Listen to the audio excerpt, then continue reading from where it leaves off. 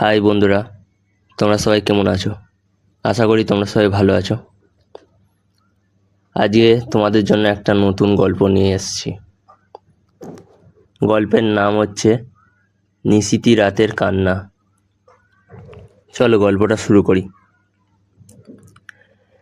রাত তখন 2টো, বাইরে ঝোড়ো হাওয়া, সঙ্গে বৃষ্টির ছাঁট। পুরনো ডাক বাংলোর স্যাঁতস্যাঁতে ঘরে একা বসে আছি আমি। সরকারি কাজের জন্য নির্জন জায়গায় আসতে হয়েছে। বাংলোর কেয়ারটেকার বুড়ো রতন কাকা আগেই সতর্ক করেছিল, স্যার, মাঝরাতে দরজায় কেউ কড়া নাড়লে খুলবেন না, আর কোনো শব্দ শুনলেও সাড়া দেবেন না। আমি প্রথমটা হেসেছিলাম, কিন্তু এখন বুকটা ধুকপুক করছে। কিছুক্ষণ আগেই দরজায় যেন মৃদু টোকা পড়ল। এবার একবার, দুবার। রতন কাকার কথা মনে পড়তেই শিউরে উঠল গাটা। ঠিক তখনই কোথা থেকে যেন এক চাপা কান্নার আওয়াজ ভেসে এলো। প্রথমে মনে হলো বাতাসের শব্দ, কিন্তু না, সেই আওয়াজ ক্রমশ স্পষ্ট হলো, যেন ছোট একটা বাচ্চার কান্না, করুণ, বুক ফাটা কান্না। জানলা দিয়ে বাইরে তাকালাম, কিন্তু ঘন অন্ধকারের কারণে কিছু দেখতে পেলাম না। কান্নাটা যেন ঘরের আরো কাছে এলো। এবার স্পষ্ট শুনতে পেলাম কেউ ফিসফিস করে বলছে, আমাকে ভেতরে আসতে দাও, আমি একা, খুব ভয় করছে। আমার হাত পা জমে গেল।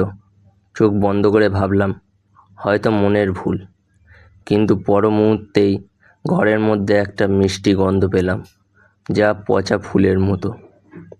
আর সেই সঙ্গে কান্নার আওয়াজটা যেন আমার কানের কাছে।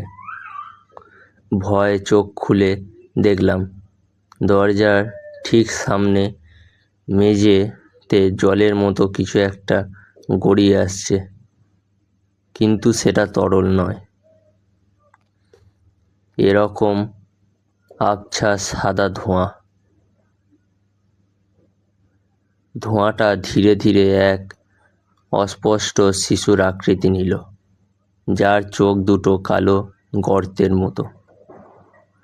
শিশুটি আকৃতি জিনিসটা ফিসফিস করে আমার বলছে, দরজাটা খোলো, আমার শীত করছে। আমি কাঁপতে কাঁপতে চিৎকার করতে গিয়েও পারলাম না। আমার গলা দিয়ে শুধু গর্জানোর আওয়াজ বেরোলো। তখনই ঝোড়ো হাওয়ায় জানলা সশব্দে খুলে গেল। শিশুটির আকৃতি মুহূর্তের মধ্যে মিলিয়ে গেল। পরের দিন সকালে রতন কাকা ঘরে ঢুকে আমাকে মেঝেতে জ্ঞানহীন অবস্থায় পড়ে থাকতে দেখেন। আমার শরীরে কোনো আঘাতের চিহ্ন ছিল না, শুধু সারা শরীরে একটা হিমশীতল ভয় আর পচা ফুলের গন্ধ। রতন কাকা হাসলেন। বলেছিলাম না স্যার, নিশিতি রাতের সাড়া দিতে নেই। ও তো প্রতি রাতে আসে ওর মাকে খুঁজতে। আমি আর একদিনও সেখানে থাকিনি। আজও যখন মাঝরাতে ঘুম ভেঙে যায়, কানে যেন সেই করুণ কান্নার প্রতিধ্বনি শুনতে পাই।